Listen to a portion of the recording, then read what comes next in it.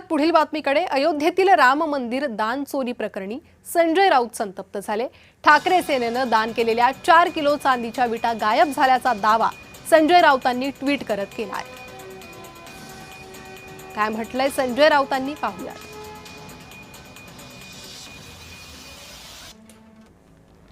राम मंदिराच्या बांधकामासाठी ठाकरे सेनेनं 4 किलो वजनाच्या चांदीच्या विटा दान केल्या होत्या.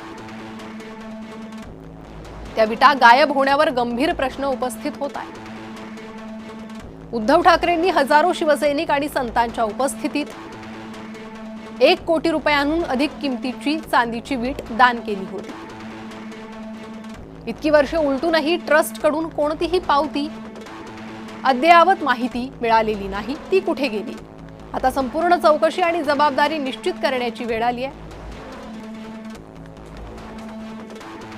असं त्यांनी म्हटलंय.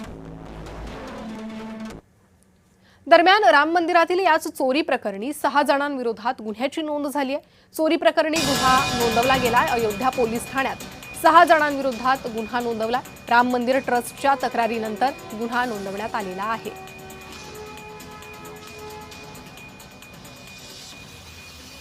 तर काय आहे हे प्रकरण, त्यावर एक नजर टाकूया. प्राणप्रतिष्ठा सोहळ्याच्या वेळी राम मंदिराला चांदी भेट देण्यात आली होती. 60 किलो चांदीच्या विटा पायाभरणीसाठी दान केल्या होत्या.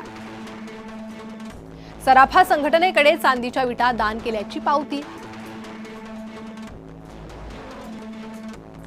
मंदिरातील विश्वस्तांच्या दप्तरी मात्र नोंद नाही.